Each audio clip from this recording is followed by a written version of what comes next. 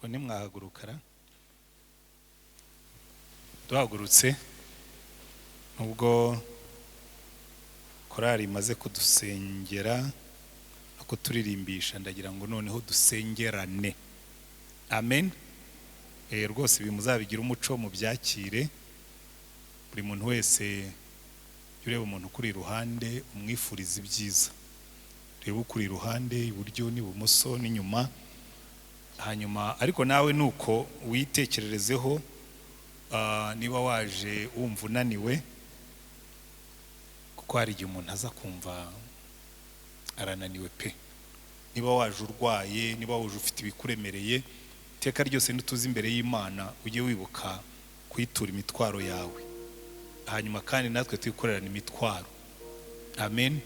Aro cyane cyane muri no minsi iki cyumweru ku kwezi dufite inyigisho y'ububyutse, usenga Imana ngo nawe ihembure ubuzima bwawe. Haleluya. Nyankunda amagambo umugaragu w'Imana Habakuki yanditse, igitabo cy'umuhanuzi Habakuki igice cya 3 umurongo wacyo wa 2 uravuga ngo Uwiteka we hembura umurimo wawe, ngo muri iyi minsi ngo ujye uwunyereka uhembutse. Haleluya. Senga Imana ibwire ngo Mana hembura umurimo wawe kandi uhere kuri iki. Hanyuma usengere ukuri iruhande, Imana imugirire neza. Uwaje arwaye wese ushyiremo kugira ngo Mana ya masengesho ibyifuzo byanjye byose mbishyizemo. Hanyuma dusenge Imana kandi mwige no kugira iyo presence y'Imana ujye uyumva. Hari umukozi w'Imana umuvuga butumwa, umuntu yigeze kumubaza ku mwuka wera, n'umugore witwaga Catherine Kuhlman, aramubwira ngo numva umwuka wera ari riyo kuri jewe kuruta kuri riyo iyo nkureba. Kumva Imana iri reyere, iri riyo ifatika, ko turaza kubibona cyangwa se tuzagenda tunabibona no muri iyi minsi kugeza aho igihe uzumva koko uri kumwe n'Imana. Dusenge Imana. Turagushimye Mwami Mana yacu, Mwami Yesu waduhaye isezerano, uratubwira ngo 2 cyangwa 3 nibaterana mu izina ryanjye ngo nzaba ndi hagati yabo, kandi uratubwira ngo 2 cyangwa ngo 2 nibahuza umutima kugira icyo basengera ngo Data wo mu ijuru azagikora. Twishingikirije kuri iryo sezerano tuzi kuri hano, ariko turagusaba Mwami Yesu ngo presence yawe ibi y'ukuri koko, ibe riyo, abantu bumve yuko bari kumwe nawe. Uwaje wese yumva afite ibimugoye, ibimunaniye, ibimunanije, urambura ikiganza cyawe umukoreho. Twemerere tugusabe Mwami Mwuka wera ko ni wowe umwami wacu yadusigiye ngo uzajye ukorana natwe. Utwemerere tugusabe ngo ugendagende hagati muri twebwe, ureke imbaraga zawe zitwikirira iteraniro ryose. Ibintu byose bishobora kubarangaza, ibintu byose bishobora kubabangamira bikurweho. Uyu mwanya tugiyemo ubu mwanya wo kubana n'Imana, ubu mwanya wo kumva ijambo ryawe, ariko wowe n'umwanya wo kumva imbaraga zawe. Reka imbaraga zawe zigendagende hagati muri twebwe, ukore kuri buri muntu wese urimo hano. Uwaje arwaye mu izina rya Mwami wacu Yesu Kristo, dusengeye abarwayi bose, abari muri iri teraniro nabo basize mu rugo, n'abashobora kuba barimo kutwumva muri ubu butumwa burimo gucaho. Imbaraga zawe zimanukire kuri iri teraniro ryose kandi zimanukire gukora ibitangaza. Dusengeye abarwaye indwara z'umubiri, dusengeye abarwaye indwara z'imitsi, dusengeye abarwaye indwara z'amagufwa, dusengeye abarwaye indwara zo mu nda, dusengeye abafite ibibyimba, abafite amakanseri, abafite uburwayi ubwo ari bwo bwose mu izina rya Mwami wacu Yesu Kristo. Kandi muri kino gihe tukirimo no gusengera n'aba barahangaha, turasengera n'abafite coronavirus hano mu Rwanda ndetse no mu bindi bihugu. Turasenze mu izina rya Mwami wacu Yesu Kristo ngo imbaraga zawe zimanukire gukiza abantu, ngo imbaraga zawe zimanukire gukiza isi, ngo imbaraga zawe zimanukire gukora ibitangaza. Kandi mu izina rya Mwami wacu Yesu Kristo turasenze ngo hazaboneka abantu batanga ubuhamya yuko wakoze ku mibiri yabo ubwo twari turimo gusenga. Kandi mu izina rya Mwami wacu Yesu Kristo dusengeye abantu bose baje baremerewe mu mutima, bafite ibintu bibaruhije. Bamwe baruhijwe n'imyenda, abandi baruhijwe n'ubukene, abandi baruhijwe n'ubushomeri, abandi baruhijwe n'imibanire mibi, abandi baruhijwe n'ibintu byinshi. Ariko mu izina rya Mwami wacu Yesu Kristo turasenze ngo uyu munsi buri muntu wese umwegere kandi umubere igisubizo cy'ibibazo bye. Kandi mu izina rya Mwami wacu Yesu Kristo dusengeye abaje baremerewe n'ibyaha, bamwe baremerewe n'ubusinzi bwabananiye kubuvamo, abandi baremerewe n'ubusambanyi bananiwe kubwihana, abandi baremerewe n'amashyari, abandi baremerewe n'inzangano, abandi baremerewe n'ubwihebe mu izina rya mwami wacu Yesu Kristo. Turasenze ngo iyo migozi yose y'umwanzi icibwe mu buzima bwabo, kandi imbaraga zawe zimanukire kubabohora, imbaraga zawe zimanukire kubakiza, imbaraga zawe zimanukire kubakomeza. Kandi mu izina rya mwami wacu Yesu Kristo turasengera abakristo bose turi hano, imbaraga zawe zimanukire hagati muri twebwe, utwambike imbaraga z'umwuka, nitubwiriza ubutumwa abantu bakizwe, nitwigisha abantu bajye bahinduka, nidusenga ibintu bijye bihinduka, tubone imbaraga zawe zikora umurimo. Uhembura umurimo wawe muri no minsi Mana nkuko turimo kubyiga, uhembura umurimo wawe, uwutwereke uhembutse, uhembura itorero ryawe, uryambike imbaraga, kandi mu izina rya mwami wacu Yesu Kristo ubutwaye bugaragare muri twebwe. Umva gusenga dusengeye aha hantu, kumugisha ijambo ryawe tugiye kwiga, kumugisha twese tugiye kuryumva, kandi imbaraga zawe zikorere muri ryo, kugira ngo nkuko wabisezeranije ngo nzohereza ijambo ryanjye kugira ngo ribakize, rimanukire gukiza imitima, rimanukire gukora ku mibiri y'abantu, rimanukire gukora ku bugingo bwabo, mu izina rya mwami wacu Yesu Kristo. Amen. Amen. Amen.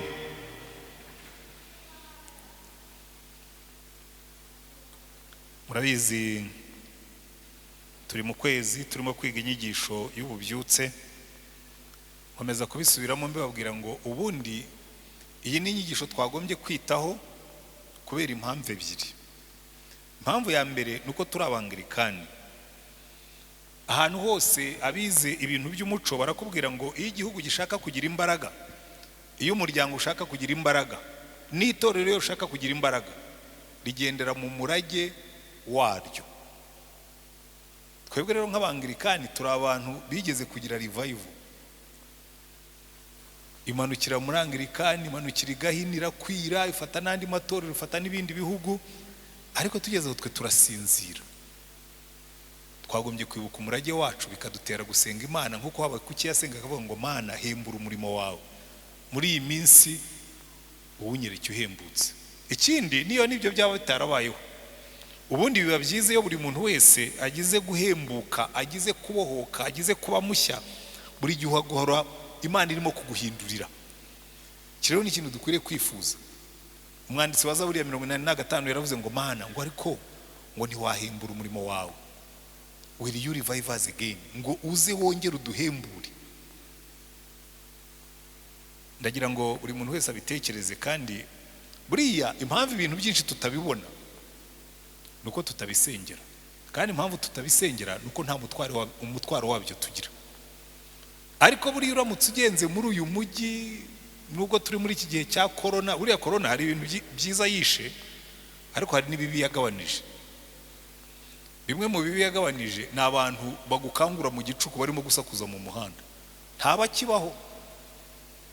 Niyo bagenda bacecetse ngira ngo bavuga ati nitusakuza turarara muri stade tu, ntabwo jewe ndabizi kuko ntuye ku muhanda, imodoka zajyaga zituza gusinzira shwi, bigeza saa 1 ukumva nk'imwe nayo ifite pass, abandi bose bagiye kuryama. Ariko hari n'ibyiza yishe nyine, ibyo nibyo tuma tuyisengera ngo iveho. Ariko nubwo abantu batakigenda mu gicuku nkuko nguko, ntabwo bivuga ko bihannye. Umuntu ashobora kuryama mu nzu ari umunyabyaha, akaryama karakabyuka atinze, ariko akiri umunyabyaha. Birakwiye ko dusenga ngo abantu bihane, birakwiye ko dusenga ngo abantu bakizwe, birakwiye ko dusenga ngo umurimo w'Imana uhembuke. Turi muri uku kwezi rero dutekereza ku bubyutse. Uyu munsi inyigisho nayise ububyutse mu gihugu cy'indangare. Indangare buriya ntabwo abantu bajya babitekerezaho, ariko nimusubire muri kiriya gice cyo mu ngoma ya kabiri, ingoma ya kabiri ibice 34, tugiye kwiga ku gihugu cy'indangare. Indangare muraza guseka nimwumva ikintu cyanshekeje ntegura ubutumwa. Buriya hari igihe umuntu asoma Bibiliya, mpora mbibabwira, hari igihe umuntu asoma Bibiliya ntiyumva ukuntu ibyo bintu bishekeje. Ngira ngo muri bukubushize nababwiye ukuntu Eliya yari arimo gukwena abahanuzi ba Bayali, yabahaye intego, abaha igihinyuza, arababwira ati uyu munsi turamenya Imana nyamana iyo ari yo. Ntimwavuze ko Bayali ari imana y'ibicu, ikaba imana y'inkuba n'imirabyo, ngaho tuze kureba Imana imanura umuriro. Abaturage baravuga bati kabisa iyo match niyo, Imana iri bumanura umuriro turayemera. Eliya arabihorera aravuga ati kandi kugira ngo mubone ko imana yanyu nta mana irimo mbahaye inda y'abukuru niba bari mwebwe mubanza. Erega barifata ikimasa barakibaga bagishyira ku gicaniro, baratangira batera korasi, baratangira bahamagara bayali, baratangira barahimbaza, baratangira barahendahenda, baratangira baringinga, batanga n'amashimwe ya bayali. Bayali yanga gusubiza. Ngo bigejeje mu masaa 7 ngo yari yatangira kubakwena ngo akabwira ngo erega ngo nimuhamagare cyane ngo ishobora kuba yazindutse, ngo cyangwa ishobora kuba yagiye kuri toilette, ngo haraho igannye, ishobora kuba yagiye kuri toilette. Muri original nicyo bivuga, ngo ishobora kuba yagiye kuri toilette, ngo cyangwa ubu ngubu yakoresheje inama, irimo iragisha inama niba ibasubiza cyangwa itabasubiza. Naha rero muraza kubonamo ikintu kiri buze kubatangaza nk'uko cyantangaje. Musubire hariya mu ngoma ya 2 ibyabaye ku ngoma y'umwami Yosiya. Uyu mwami Yosiya buriya rimwe na rimwe kugira ngo uzumve Bibiliya ugomba kubanza ukareba inkuru urimo gusoma aho iherereye. Uyu mwami Yosiya yari umwami mwiza, bamutangira ubuhamya rwose, yagaruye kubaha Uwiteka mu gihugu. Ariko nureba uwamubanjirije uwitwaga Amoni yari umwami wubakiye ibigirwamana. Ariko wamubanjirije sekuru nako witwaga Manase, sekuru wa Yosiya, we niwe wabaye umwami wagaheza mu bubi mu bami ba Yuda. Kuko murabyibuka Isirayeli yari yacitsemo kabiri, imiryango 10 ijya ruguru yitwa Samariya, cyangwa ikitwa kapitali ikaba Samariya ariko ikaba Isirayeli. Niyo yaje kuvamo bari abasamariya mujye mwumva mu isezerano rishya. Ubundi bwami bwepfo bugizwe n'imiryango 2 bwa Yuda bwagiye bugira abami bona bagenda neza. Ariko ubwami bwa ruguru kuva aho bwatandukaniye ku gihe cya Yeroboamu mwene Nebati na Rehoboamu mwene Salomo, ubwami bwa ruguru ntibwigeze bugira umwami numwe wubaha Imana habe numwe. Nubwo bwagira abahanuzi benshi ariko nta mwami numwe ubwami bwa ruguru wigeze wubaha Imana. Ariko ubwami bwepfo bwagiye bugiramo abami beza, bamwe bakubaha Imana ariko abandi bakajya kwigira kuri bene wabo mu banjyaruguru bakaramya ibigirwamana. Aha rero uyu Yosiya we bamutangira ubuhamya akavuga ngo Yosiya agendana ingeso za sekuru za Dawidi. Ariko uwitwa sekuru Manase ni naho bihera kugira ngo wumve inkuru neza. Manase musomye mu gice cya 33 mukareba ibyo ku ngoma ya Manase guhera ku murongo wa 4, reka bariho mpera, baratubwira ngo reka mpere ku wa 2 bice 33 ngo akora ibyangwa n'Uwiteka, akurikiza ibizira bikorwa n'amahanga Uwiteka yirukanye imbere y'Abisirayeli, kuko yongeye kubaka ingoro zashenywe na Hezekiya, akubakira Bayali ibicaniro, akarema na Ashira, akaramya ingabo zo mu ijuru zose akazikorera, ndetse akora ibyotero mu nzu y'Uwiteka, kandi ari Uwiteka yavuzeho ati i Yerusalemu niho izina ryanjye rizaba iteka ryose. Kandi yubakira ingabo zo mu ijuru zose ibicaniro mu bikari byombi by'inzu y'Uwiteka, acisha abana be mu muriro mu gikombe cya mwene Hinomu, akaragurisha ibicu, akaraguza abapfumu, akagira iby'uburozi, agashikisha abashitsi n'abakonikoni, akora ibibi byinshi imbere y'Uwiteka aramurakaza. Uyu ni Manase wabyawe na Hezekiya w'umukozi w'Imana. Buriya ni ikintu kibabaje iyo usomye amazina y'abami ba Isirayeli usangamo abakozi b'Imana nka Hezekiya babyaye abakozi ba Satani nka Manase, ugasangamo abandi bakoreraga ibigirwamana ariko bakabyara abakozi b'Imana nka Yosiya.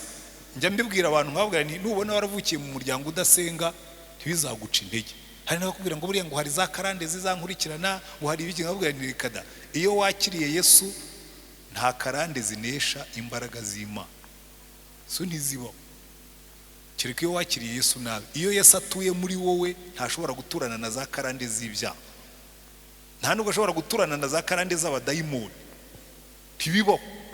Ariko abantu bakubwira ngo reka buriya ngo utabonye umuntu ngo agukoreye deliverance ngo karande, nugira ibyaha ujye uvuga ko ufite ibyaha ntukavuge ngo ni karande zakuranzeho. Niza umwaka burya giye sinjya nzemera burya. Cyakora bashobora kugutambaho ibitambo, kuko twigeze gusengera umukobwa umwe yarafite abadayimoni baramuterura mukubita hasi turi mu giterane. turangije igiterane tumujyaho turasenga duhera saa 11 yavuyemo saa 7 aratubwira ati ariko n'ubundi ntaho ngiye ati wabo baranyubakiye kandi uyu mukobwa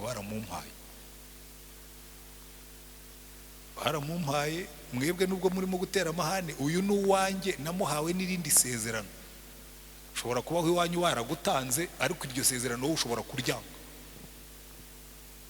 iyo uryanze rirarangira kuko ubuzima bwawe ibyaha by'ababyeyi ntabwo bizicisha abana ibyaha by'abana ntibizica ababyeyi ariko reka ibyo ngibyo si byo ndimo kwigishaho nababwiraga ibingi uyu muntu Manase kuko ndagira ngo manze mwumve neza aho dukomoka aho iyi nkuru ikomoka ariko ikintu kijya kimbabaza cyane ari yenye ntegereza ariko uyu mwami Hezekiya muramwibuka Hezekiya hari igihe Imana yamutumyeho umwami umuhanuzi Yesaya iramubwira ngo genda umbwirire Hezekiya ngo tunganye ibyo mu nzu yawe ngo kuko ugiye gupfa ngo ahindukirire Uwiteka arasenga ngo Imana ituma Yesaya ngo subirayo yarataragera no mu rugo ngo subirayo umubwire ngo ikongereho imyaka 15 ariko njye nibwira ko iriya myaka 15 iyo akunda kumvira Imana kuko muri iriya myaka 15 nibwo Manase yavutse kuko Manase Hezekiya yarapfuye Manase yemye afite imyaka 12 bivuga ngo muri ya myaka 15 Imana yamwongereyeho nibwo yabyaye uyu Manase waje agakora ibyangwa n'Uwiteka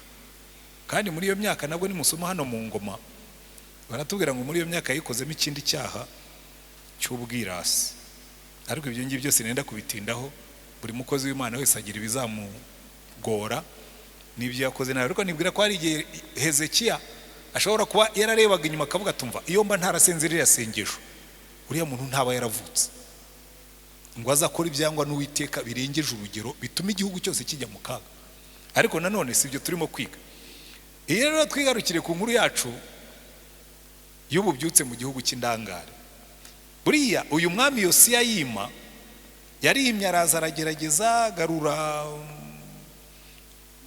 inzira z'Imana muri Isirayeli ariko biza kugeza ahantu ngo kuko bari barashenye inzu y'Uwiteka barayishyizemo ibigirwamana abwira abatambyi n'abarewi baravuga ati mugende mutunganye iriya nzu muyeze mukuremo biriya bigirwamana nimurangiza muyisane umva rero urwenya aho ruherereye barimo gusana inzu y'Uwiteka ngo bashyira ibisanduka binini aho abantu bajyaga bazana amafaranga yo guhemba abakozi basana urusengero bashyiramo ibisanduka binini noneho barundamo amafaranga ariko ibyo bisanduka byari bisanzwe mu rusengero murabizi twebwe duturira mu biseke bo bari bafite ibisanduka bashyiramo amafaranga baravuga ati mugaruke mushyiriye amafaranga mu bisanduka by'Uwiteka byuzure duhemba abakozi batunganya urusengero noneho ngo barimo gutunganya urusengero bagiye guhemba abakozi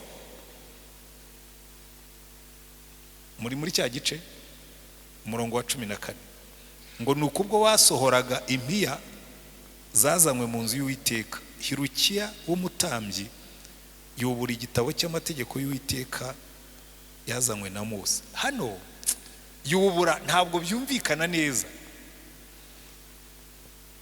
avumbura igitabo bikubwira ngo iki gitabo yavumbuye munsi y'ikirundo cy'amafaranga cyari kihamaze imyaka nta muntu uzi aho giherereye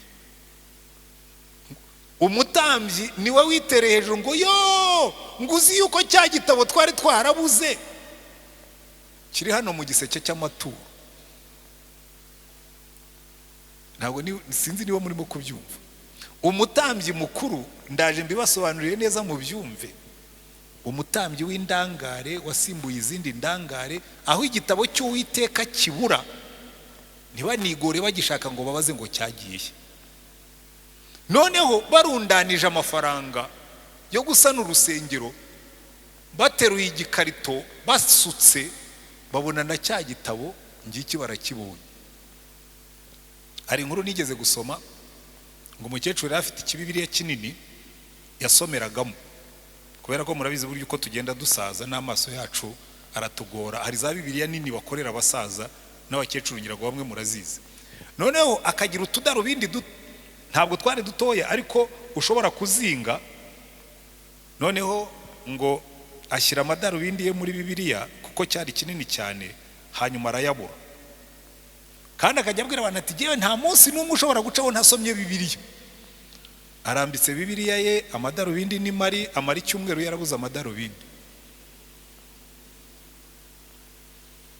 Noneho abantu bamugirira n'impuhwe, bamwe ati se mukecuru ko wabuze amadarubindi yawe uracyashobora gusoma Bibiliya? Ati mugisha mfite nuko inyuguti zayo ari nini zo ndazisoma. Reka rero bamara icyumweru rwose barahangayitse ukuntu umukecuru atabasha gusoma Bibiliya, ukuntu umukecuru rwose ababwira ati ikintu kimbabaza cyane nuko nsoma Bibiliya bingoye. Reka azabwira umwana ati agiye gusenga ku cyumweru, ati nzanira ya Bibiliya yanjye. Ayifunguye aramubwira ati nyogoko, atuzi ko ya madarubindi yawe burya wari warafungiye muri Bibiliya? Kandi yabeshyaga abantu ngo buri munsi arayisoma. Buriya ntabwo mushobora kumva ibintu bimeze nko gukubitwa urushyi n'Imana, kubona umutambyi mukuru avumbura Bibiliya mu gikarito cy'amaturo. Bikubwira ngo uyu muntu yari yararangaye, bigeze ahantu n'ijambo ry'Imana ritagihari, bamara imyaka ntawe urisoma, bamara imyaka ntawe uryitayeho, bamara imyaka nta nubaza ngo ariko cya gitabo cyagiye hehe. Bikwereka ngo byari byarageze ahantu ijambo ry'Imana ribingume, byari byarageze ahantu none ijambo ry'Imana riribagirana, byari byarageze ahantu iyo ijambo ry'Imana ryibagiranye ibindi bisigaye byose birikora. Satani aba yabashoboye. Iyo mubona biriya byose byabagaho muri biriya bihe by'abariya bami bose bagenda basubira inyuma, bagwa beguka basubira inyuma bakongera bakabyuka, byaterwaga nuko ijambo ry'Imana ryari ryarabaye ingume. Ijambo ry'Imana nta ryari rihari, bari bararangariye mu bindi, ijambo ry'Imana bararireka. Reka mbabwire bene data, ngewe njya mbona abahanuzi, buriya abahanuzi uretse abaza kukubwira ngo ugiye kugira accident cyangwa ugiye kugira iki, kandi ibyo akenshi nta n'icyo bikoraho. Abahanuzi ibintu byinshi bahanura, hari n'abaza bakambwira ngo ariko ibyo ngibyo nta buhanuzi burimo. Ngewe Bibiliya yanjye yarabimbwiye. Kuza ukambwira ngo igihugu cyuzuye ibyaha, cyo ntabwo ari ubuhanuzi. Kiri kudasoma Bibiliya ngo amenye iby'Imana ikunda n'iby'Imana yanga. Bitatu bya kane by'ibibazo tubona byavaho abantu baramutse basoma ijambo ry'Imana. Turaza kubibona.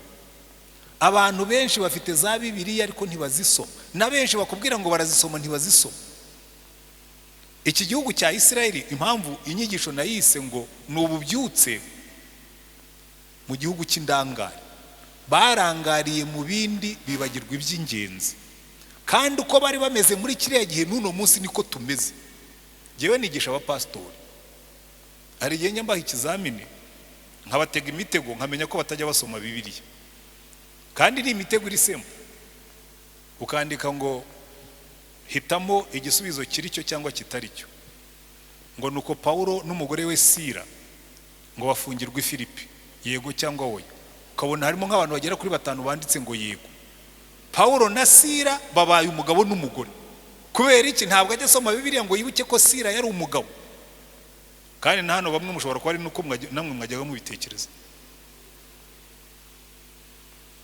Timoteyo umuhungu wa Paulo bamusiga, kandi bagashyiraho tike, ntiyibuke yuko Timoteyo ntabwo Paulo yigeze abyara kuko nta mugore yari afite.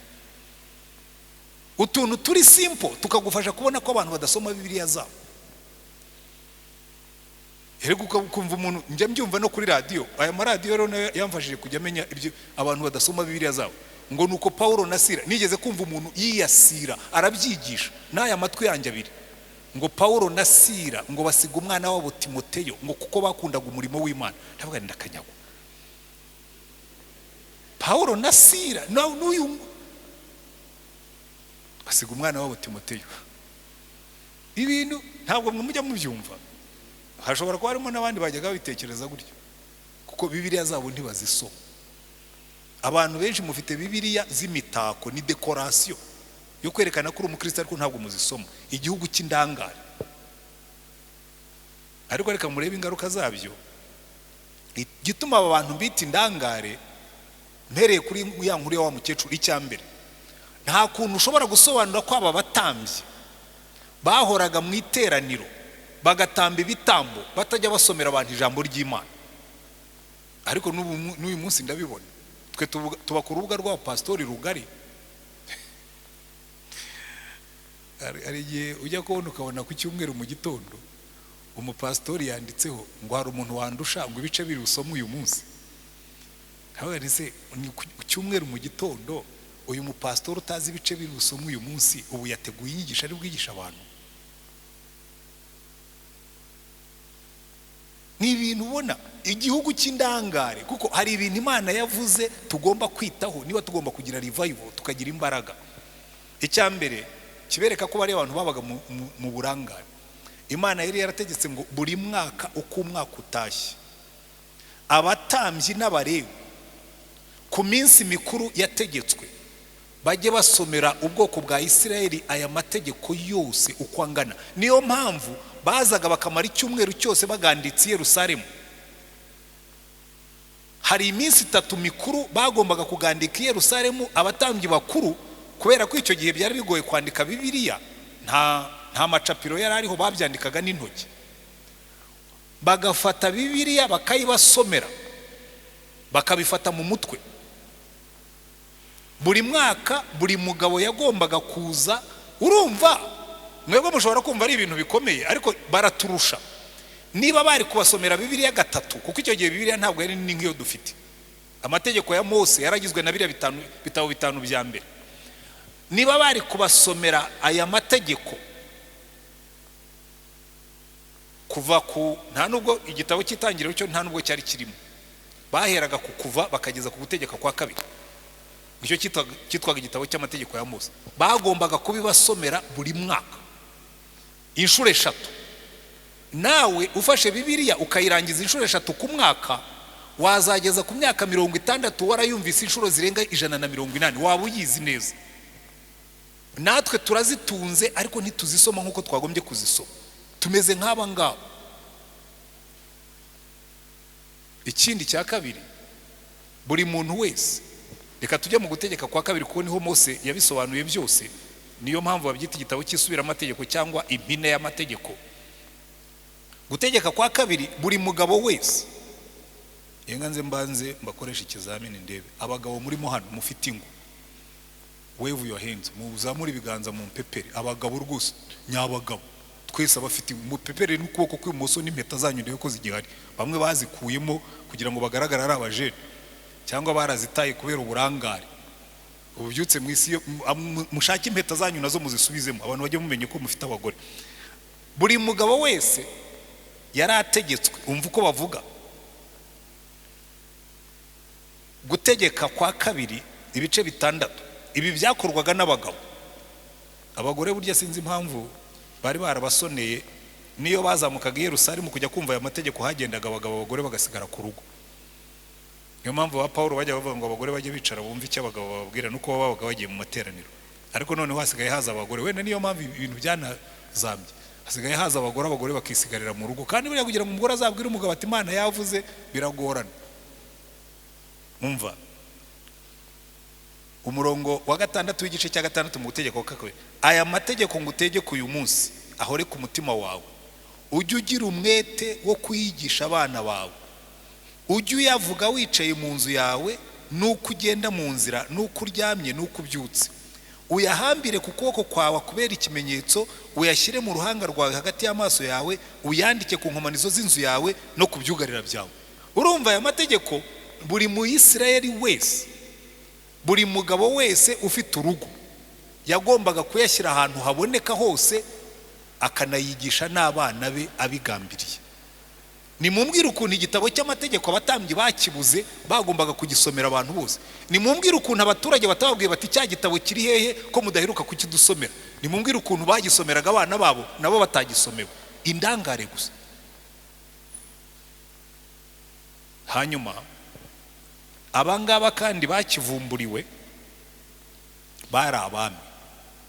Kandi umva ikindi Imana yari yaravuze. Babiza abantu benshi bakubwira ngo urumva ngo twe tuba dufite akazi kenshi, ngo nta mwanya twabona wo gusoma Bibiliya. Imana y'ibyo ngibyo muvuga ni inzitwazo, yo ntiyari ibyitayeho. Umva icyo yari yarategetse abami bose. Ahubwo icyo yategetse abami nicyo cyari gikomeye.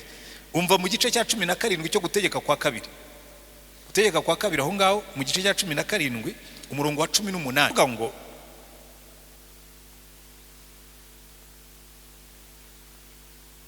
18 mwahageze ngo kandi namara kwima ingoma ye aziyandikire aya mategeko mu gitabo ayakuye mu gifitwe n'abatambyi b'Abalewi.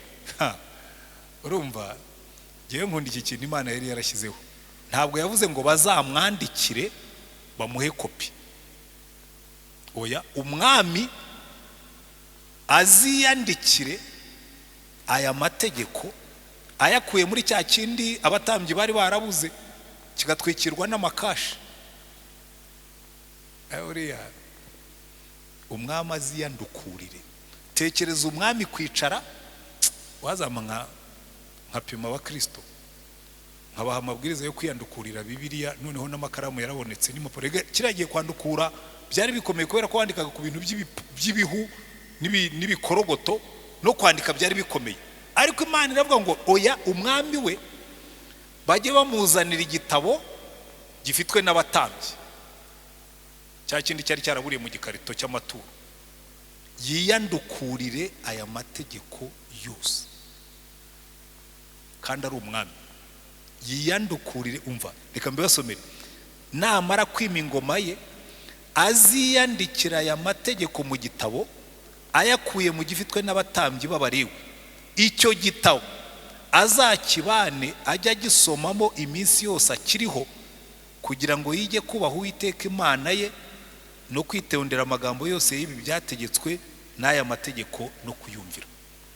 So umwami yagombaga kwandukura, akiyandukurira. Ntabwo bagombaga kumwandukurira nubwo ari umwami, akiyandukurira aya mategeko, yarangiza akajya asoma icyo gitabo buri munsi akiga kumvira ibirimo, bikamuhesha umugisha. Kuko Imana iramusezeranya ngo ahubwo umutima we utishyira hejuru ya bene wabo, adateshuka iburyo cyangwa ibumoso ngo ave muri aya mategeko, ahubwo ngo arame mu bwami bwe we n'urubyaro rwe hagati mu Bisirayeli.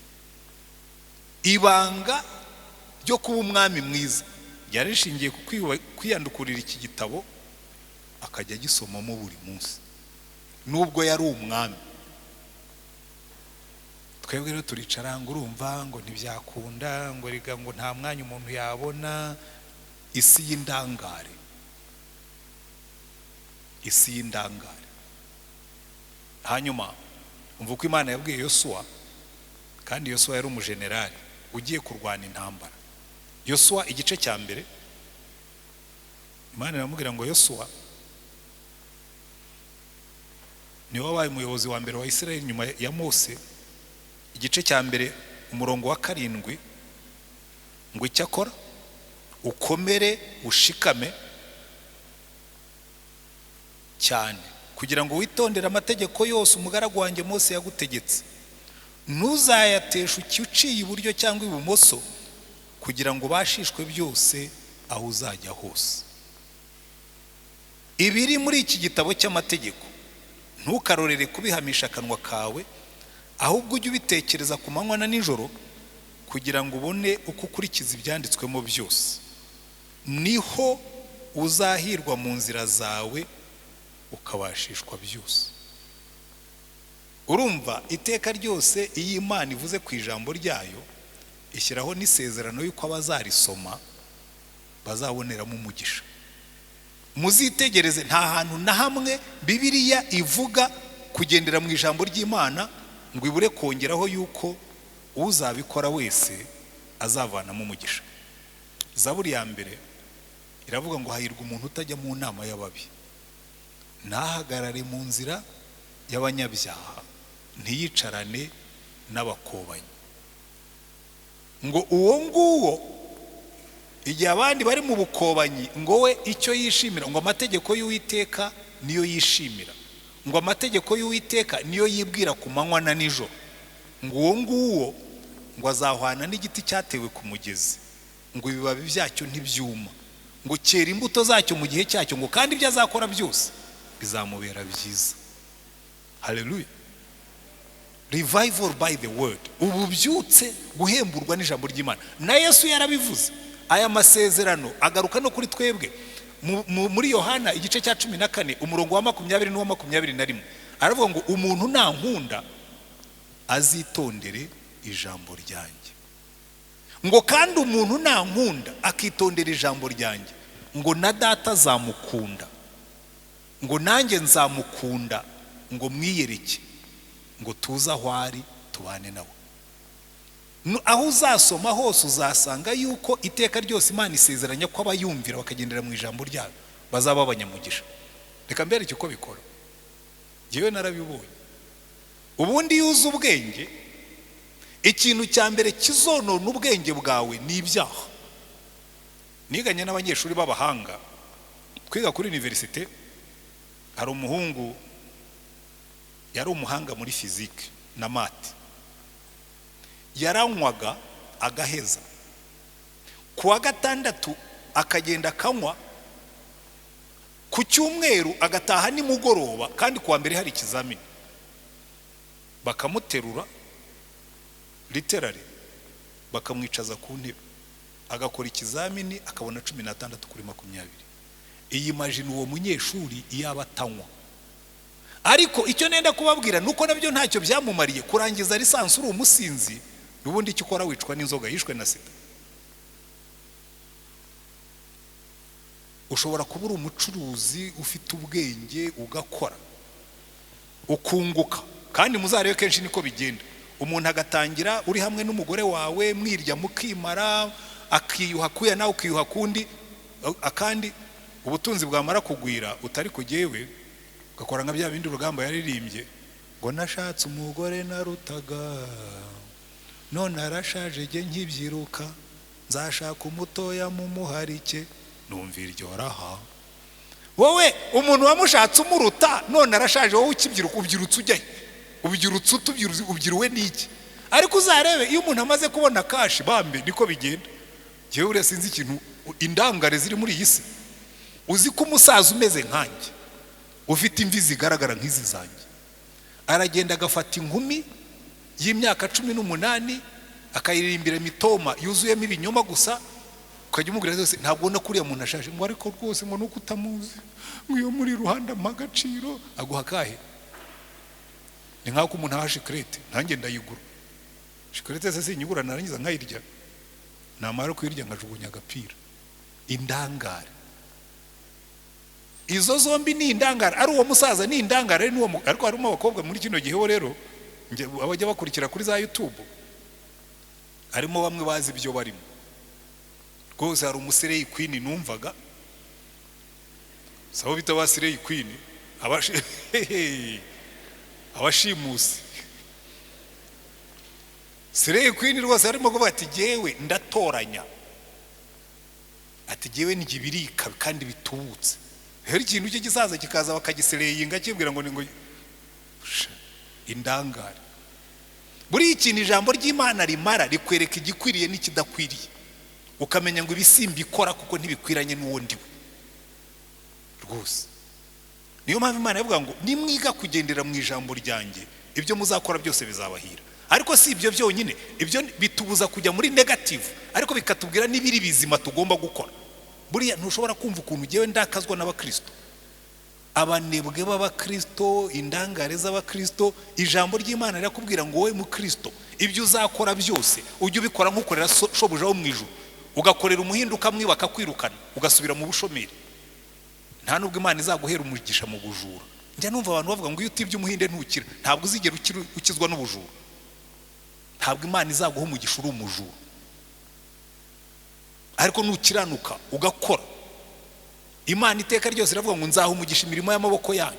Ariko ugasanga abantu baraho badedeje akaguru ngo Yesu ngo yaratubwiye ngo azagukiza tudakora. Buriya principe z'Imana zikora muri positive, zitubwira ibyo tugomba gukora kugira ngo tujye imbere. Iyi Imana ivuga ngo umuntu uzagendera muri aya mategeko yanjye azaba prosperous, mbese ngo azunguka. Hari ibintu Imana ivuga tugomba gukora. Imana iravuga ngo itegereza urutozi ngo ntirugira umutware uruhagarara hejuru, ngo ariko ruribwiriza rukishakira ibyo ruzarya mu gihe cyaro. Ibyo ni bitubwira uburyo dukora ibintu. Ikabwira abagabo ngo bakunda abagore bawe, ikabwira abagore ngo bubaha abagabo bawe. Donc hari ibyo Imana itubuza, hari n'ibyidutegeka. Ijambo ry'Imana ntabwo rigarukira mu byo twihana. Ikibazo dufite mu bakristo benshi bafite ibyo bihani, bakubwira ibyo badakora ariko ntibakubwira ibyo bakora. Ngo jewe sinywa inzoga fine, n'abarwayi benshi muganga zibakuraho. Mbwira ibyo ukora bizima. Benshi bakuratira ibyo badakora aho kuratira ibyiza bakora. Ariko iri jambo ry'Imana ritubwira ibibi tugomba kwirinda, rikatubwira n'ibyiza tugomba gukora, none Imana ikabiha umugisha. Nuko abantu b'abanyamugisha nugendera mu by'Imana yavuze. Nahoze nganira n'umuntu ejo bundi, erega corona nayo yazanye yindi theology. Kose giye maze iminsi reka ne kuvuga ko mbirambiwe kuko ndabizi niba nabimbaza nzabisubiramo. Umuntu yajana rero pastor ko abantu benshi bavuga ngo rose ngo gutanga icyacumi byavuyeho ngo cyane cyane ko corona yazanye ibibazo, ndamubwira ibyo ngibyo ntabwo corona yigeze isimbura Imana. Hari iby'Imana yavuze ntibikurwaho na corona. Ntabwo Imana yigeze ivuga ngo ntimuzongere gusubira guterana. Icyakora tugomba kugabanya imibare kuko niko amabwiriza ameze. Ariko hano muri uru rusengero twe dushobora no gushyira hejuru. Abari basanzwe basenga mu Kinyarwanda bose bagakwirwa muri runo rusengero kuko ubu twemerewe 50% kandi uru rwicaza abantu 2500. So 1200 ushobora guteraniramo. Hari abantu ngo pastor urumva jewe ngiye mu rusengero corona yanjye. Ujya mu isoko ntikurye, ukagenda muri bisi ntikurye, ukagenda kuri moto yagenze abantu benshi ntikurye, ariko ugiye mu rusengero yakurya. None Imana ikavuga ngo ntimukirengagize guterana kwera nkuko benshi basigaye babikora. Hari iby'Imana ivuga nibyo twe tugenderaho. Kandi ubundi reka mbahumurize, niba hari ahantu utakwandurira corona cyane ni mu rusengero. Kubera iki? Number 1 hari Imana. Nita turinda n'ubundi ntuzirindira hanze. Imana itakurinze hari hanze rwose byo. Icya kabiri, hano hakorerwa isuku kuruta muri bisi. Iteraniro rirasohoka buri ntebe yose tukayisanitizinga, tugateraho umuti tukayihanagura. Nizi mikrofone tuzivugiraho twamaze kuzisanitizinga. Ikirere cyano kiba cyuzuyemo imiti, ahubwo niyo nterwo ko turafuhera no hejuru buriya biba birimo. Abona ngo mu rusengero ngo corona ngo yagufate. Kwitarabafatira muri bisi ariko. Kwitarabafatira mu isoko. Kandi mujye indangare. Buriya reka mbabwira ibintu bingahe biza ku muntu iyo yavuye mu ijambo ry'Imana hanyuma ngane ku musozo. Ikintu cya mbere kigaragara muri buriya bwami bw'abariya bami, iyo umuntu yavuye ku ijambo ry'Imana, ikintu cya mbere gikurikiraho hakurikiraho kutita ku buzima bwo mu mwuka, kuko iri jambo niryo ridusembura kwita ku by'umwuka. Iyo udasoma ijambo ry'Imana ntuzamenya iby'Imana itekereza, ntuzamenya iby'Imana ishaka, ntuzamenya iby'Imana ikunda, nta nubwo uzamenya iby'Imana yanga. Uzajya ugenda gusaba kurandasa. Ndera kukubwira ko nta muhanuzi uzaguhanurira ngo akubwire iby'Imana ishaka byose. Ijambo ry'Imana niryo rizakuyobora. Hari abantu benshi bubakira ku bahanuzi, ariko umuhanuzi ntabwo ashobora kukubwira iby'Imana ivuga ku bintu byose.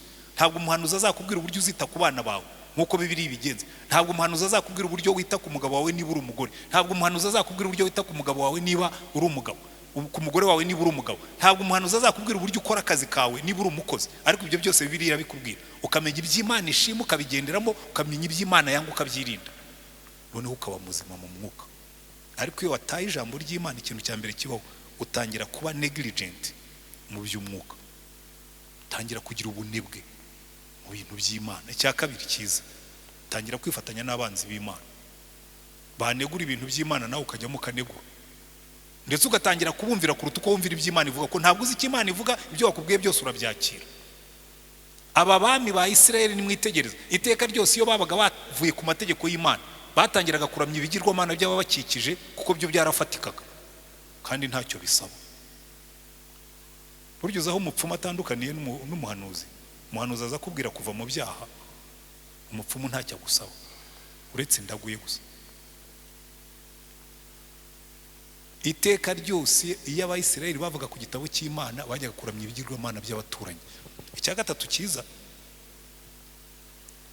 utangira kugendera mu byaha nta soni ufite, kuko iyo umaze kuzimya, iyo umaze gucecekesha umutima wawe kubera ko ubona abandi bose babikora.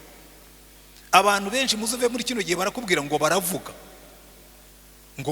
ngo nasomye kuri YouTube ngo baravuga. YouTube ntabwo ari Bibiliya. Buriya ndeka mbabwire n'ikintu kimwe, hari abantu benshi bajya gushaka ibisubizo by'ibibazo byose bakajya kuri Google. ikintu cyose wanditse kuri internet cyaba ari cyo cyaba atari cyo, iyo ushyizemo Google kizaho.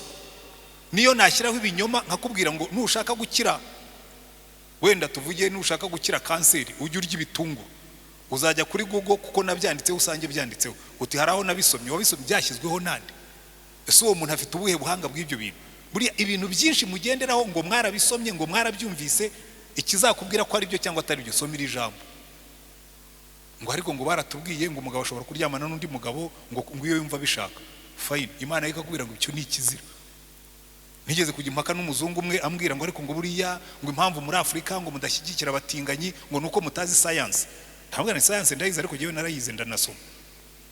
Ati iwo warasomye rero wagombye kumenya ko bira bintu biri genetic, biri mu maraso. Ndambwira ni genetics ntacyo zimbwiye, nizanjye nazo sinzima. Sinkururwa n'abagabo ariko nkururwa n'abagore. Use nzagenda nsambana ahantu hose ngo nuko abagore bankurura. Genetics ntabwo zisobanura ibyaha ukora, kuko Bibiliya yakubwira ngo ntuzabikore. Iri jambo niryo riduha umurongo tukawugenderamo. Iyo urivuyeho uratangira icya mbere ubuzima bwawe bwo mu mwuka bugacogora, icya kabiri ukifatanya n'abanzi b'Imana, icya gatatu ukagendera mu migenzo nk'iyabo, ukazana ibigirwamana n'ibindi byaha, hanyuma icya nyuma ugasubira inyuma mu bugingo. Uzabona umukristo wasengaga wari ufite imbaraga, iyo yatangiye kureka gusoma ijambo ry'Imana asubira inyuma mu bugingo. Isirayeli iteka ryose iyo barangaraga ku by'ijambo ry'Imana, kandi natwe uno munsi niko bimeze. Uzarebe, niho ngiye kurangiriza.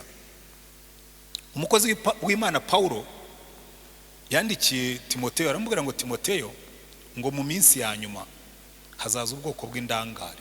Ariko ibyo nigiye ubishyizeho kuko siko yabyanditse. Aramubwira ngo Timoteyo wa 2:3 ngo umenye yuko mu minsi y'imperuka hazaza ibihe birushya.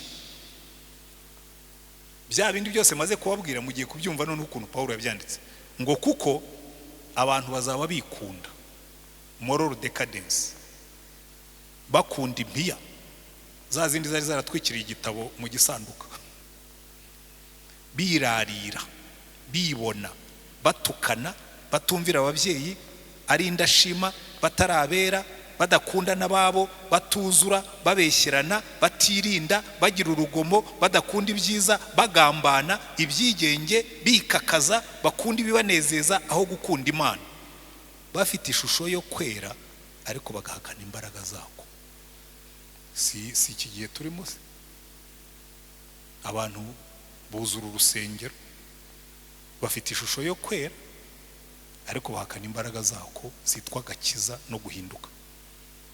Iyo bavuyemo kubera ko batagendera ku by'Imana yavuze, bajya hanze bakikunda, bagakunda impiya, bakikakaza, bakibona.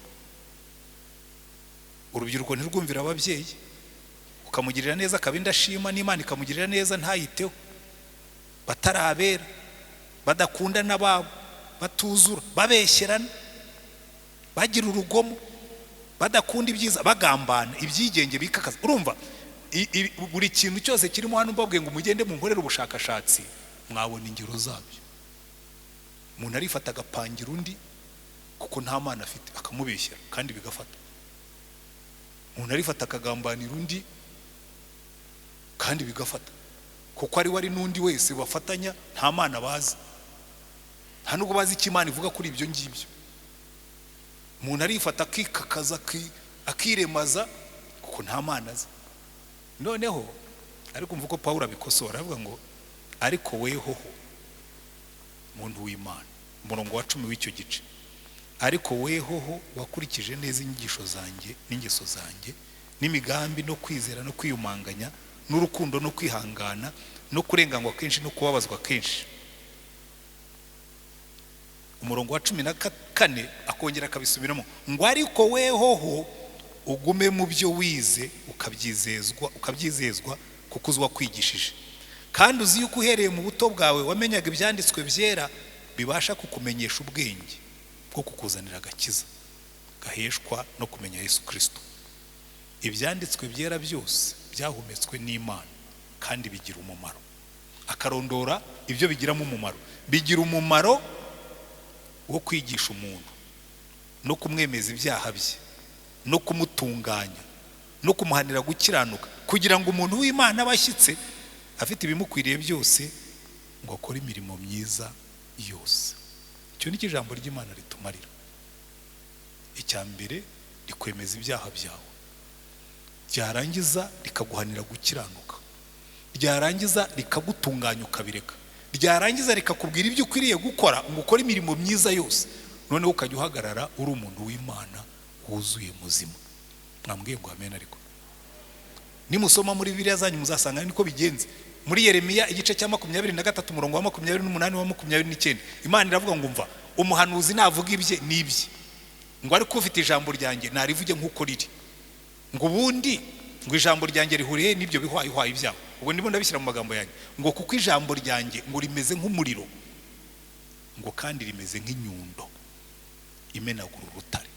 Buriya naje kureba ahantu bakora aya mabuye dukoresha mu mihanda, bari abantu bakora amabuye, nasanze ibi bintu Imana ivuga ari ukuri.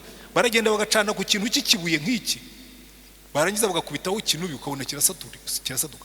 Imana iravuga ngo ijambo ryanjye rifite imbaraga, rishobora gusatagura n'ibyari bikomeye bigahinduka. Hanyuma kandi yarangiza muri Yesaya 55 umurongo wa 10 wa 11 akavuga ngo uko imvura igwa ikameza imyaka, ngo niko n'ijambo ryanjye rizamera, ngo ntirizagenda ubusa. None bene data, uyu munsi ndashaka kubabaza, muri ino si y'indangare turimo, muri kino kinyejana cy'uburangare, abantu benshi bahugiye muri byinshi, muri biriya byose twagiye tuvuga. Bahugiye mu maraha y'isi, bahugiye mu gushaka ubutunzi, bahugiye mu gushaka ibyiringiro nako ibyubahiro, ariko iri jambo ry'Imana ryagiye munsi y'ibyo byose. Nk'uko bariya batambyi bari bameze, bavumbuye ijambo ry'Imana munsi y'igikarito cy'amaturo. Erega muzumve natwe byaradufashe. Hari igihe ugenda ugasanga pastori yigisha amaturo kuruta uko yigisha Yesu. Mutange murebe ngo Imana irabaho umugisha, sinya sheke ya miliyoni musengera ubone umugisha. Iyi migisha duhora tubabwira, twahindutse ibwiriza ry'umugisha. Abantu basigaye bahiga umugisha, bari mu burangare gusa, aho gushaka Yesu n'ijambo rye. Turi mu migisha. Ariko ikibabaje nuko n'ubundi iyo migisha twari dusanzwe tuzayihabwa. Paulo yandikiye Timoteyo aramubwira ngo aka gakiza tubwiriza kagira umumaro muri ubu buzima no mu buzaza naho. Hari abantu bazabona imigisha ya hano ku isi, ariko bibagirwe ko hari niyo mu buzaza naho. Iri jambo niryo riduha icyerekezo. None reka mbahe challenge, reka mbahe igihinyuza, reka mbahe intego. Ugiye kwihana ugaruke muri iri jambo rituremo, uribonere umwanya, urigendereho, uryumvire. Ndenda kubabwira, mu minsi iri imbere turi hafi kubikora mu matorero shingiro, tukareba uburyo tugiye kurivayivinga gusoma ijambo ry'Imana hagati muri twebwe, umuntu akagira umwanya w'ijambo. Narabibaze, ngewe maze gusoma Bibiliya inshuro zirenze 40 nyirangiza. Iyo usomye Bibiliya iminota 15 gusa ku munsi, umwaka urangira uyirangije inshuro imwe. Iminota 15 ninde utayibona? Ufashe pause 15, mbere yo kuryama 15, mu gitondo ubyutse ukiha 15 ukayongeraho. Ibyo ukora byose wabikora. Niba ugenda muri bus ukicara uyisome 15, uzavuye i Remera ujye kugera mu mujyi 15 warangije. Ariko dusubire ku ijambo ry'Imana, tube bazima kubw'ijambo, tube revived kubw'ijambo. Imana ibahe umugisha. Ububyutse mu gihugu cy'indangare, dusenge Imana. Hanyuma kandi niba wumvise ijambo ry'Imana rikora ku mutima wawe, rikubwira ngo hari ibyo ukwiriye guhindura, uzajya mubona rimwe n'imubwira ngo uzamure ikiganza ubwira Imana ngo Mana nzamuye ikiganza kuko mfashe umugambi wo gusubira ku ijambo. Hanyuma muzarebe ibisigaye Yesu azabyikorera. Dusenge Imana. Turagushimye Mana yacu, turi imbere yawe uyu munsi tumaze kumva uburangare buri mu isi n'ubwabayeho mu batubanjirije, ariko turasenga ngo uhembure umurimo wawe muri twe, uhembure inzara n'inyota byo gusoma ijambo ryawe, kugira ngo niturijyamo tumenye ubushake bwawe tubugenderemo, nawe uduha umugisha. Urebe iri teraniro riri aha ngaha, urebe n'abandi badukurikira a distance, aho hose watanga umugisha kandi uhembure umurimo wawe, tuvane mu burangare uhembure umurimo wawe muri twe, uduhe umugisha natwe tuwuhesha abandi, mu izina ryawe mwami wacu Yesu Kristo, amen.